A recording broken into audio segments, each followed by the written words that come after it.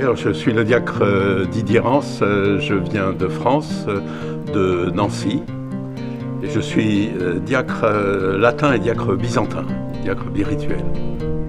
Alors j'ai commencé par être historien médiéviste, ensuite pendant 10 ans je suis parti dans les pays du Sud pour les secours d'urgence et de l'humanitaire, et puis après pendant 30 ans j'ai été à l'aide à l'Église en détresse, parti comme le directeur national pour la France.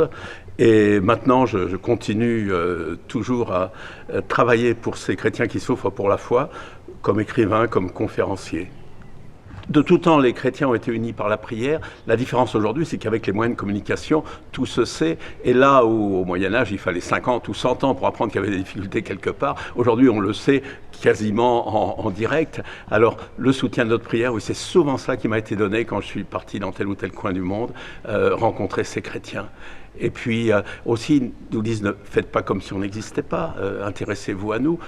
Et je pense d'ailleurs que le témoignage qu'il donne est au moins aussi intéressant, même pour ma part bien plus, que bien des choses qu'on peut des fois avoir sur nos journaux ou nos écrans de télévision. Alors mes 2 derniers ouvrages, il y en a un qui est sur John Bradburn. Le précédent m'a valu le Grand Prix catholique de littérature en France. Là, ce sont ses poèmes, qui est une figure, on ne peut pas parler en quelques secondes. J'ai rencontré des dizaines, des centaines de témoins de la foi. John Bradburn, qui est mort martyr en Afrique, est la personne la plus extraordinaire que je connaisse au XXe siècle. Je ne dirais que cela. Ensuite, l'autre livre, À travers la grande épreuve, au moment de la chute du communisme, j'ai eu cette intuition qu'il fallait aller interroger les témoins. Le père Anton Lulic, 42 ans de camp de prison en Albanie, un magnifique témoin de la foi.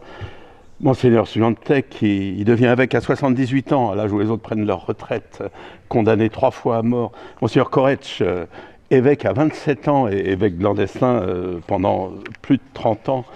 Silvo Kirchmeri, cet homme qui a vraiment fondé le mouvement clandestin catholique de Slovaquie, 100 000 membres, et qui m'a dit, pour moi, vivre le Christ, c'est toute ma vie, qu'il a payé de 14 ans de camp de concentration. Alexandru Todea, le chef de l'église catholique unie de Roumanie, lui aussi 16 ans de camp. Niole, elle dit, je l'ai mis dans le livre, elle dit à ses bourreaux, je vous aime, vous êtes mes frères, je ne veux pas aller au ciel sans vous. Jésus aussi vous aime beaucoup, il est mort sur la croix pour vous. Une famille toute simple, la famille Urlevitch. Il a connu tout, sinon tous, du moins nombre de camps de Sibérie, parce qu'il était prêtre catholique. Et Stéphania, c'est une très belle figure. Elle, comme d'autres d'ailleurs, quand la libération est venue, eh bien, elle n'est pas devenue un ancien combattant. Elle a commencé à travailler pour les gens de la rue, pour les jeunes qui étaient dans la drogue.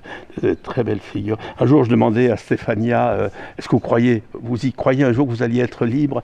Elle a dit non, c'est Dieu qui a fait tout, mais ça montre quand même que même les plus faibles, si ils ont la force de la vérité avec eux, ils sont plus forts que les plus forts. Et quand on rencontre ces témoins de la foi, on se sent tout petit vraiment devant eux, pour ne pas dire plus. Pourtant, ce sont des hommes et des femmes très simples et qui, plusieurs d'entre eux, j'étais un peu surpris, mais ont un sens de l'humour à travers les épreuves qu'ils ont vécues, étonnant. Par exemple, le père Louli, 42 ans donc de camp et de prison, m'a raconté, après la fin de la persécution, une fois je sors dans la rue, et qu'est-ce que je vois? Le chef d'un camp où j'avais été particulièrement torturé. Alors je vais vers lui, et lui me reconnaît. Il change de trottoir, je change de trottoir, il rechange de trottoir, je rechange de trottoir. Il n'a pas pu m'éviter, et quand il était en face de moi, je l'ai pris dans mes bras, je lui ai dit « Je vous pardonne tout, j'ai promis de le faire quand j'étais dans le camp. » Mais vous savez, entre nous, il ne savait pas vraiment où se mettre.